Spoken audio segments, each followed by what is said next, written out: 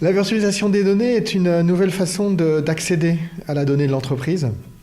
Donc c'est une technologie innovante qui consiste à mettre à disposition les données sans la répliquer et donc accéder à des données quelle que soit la source, que ce soit des données dans un data lake, des données dans SAP ou dans des systèmes propriétaires ou venant du web, connecter à ces différentes sources et mettre à disposition de ces données à des métiers qui vont pouvoir la consommer, quelle que soit la provenance.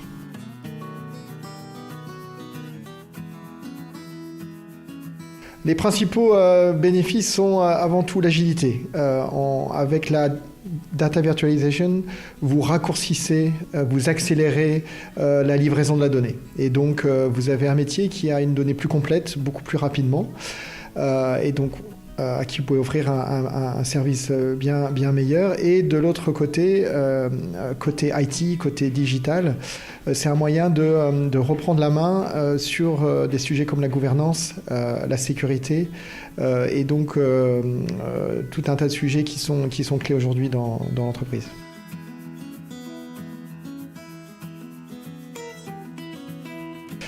Les cas d'usage sont divers et variés. C'est vrai qu'on devient la porte d'entrée universelle à la donnée de l'entreprise. Maintenant, on a plusieurs cas d'usage avec lesquels nos clients démarrent. Ça peut être cette fameuse vue 360 du client ou du produit. Ça peut être accélérer l'adoption et la mise en place d'un data lake dans l'entreprise, qui est souvent cloisonné à des expérimentations. Ça peut être mettre en place concrètement des sujets autour de la gouvernance, autour de GDPR par exemple.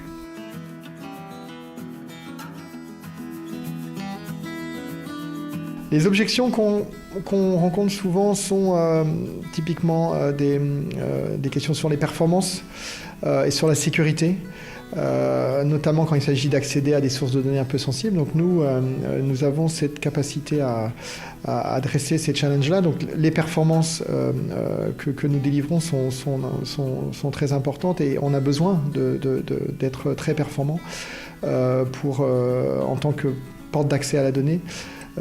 Donc on sait très bien adresser ce type de challenge et à côté de ça, on gère la sécurité et les habilitations de façon à mieux contrôler qui consomme quelles données dans l'entreprise.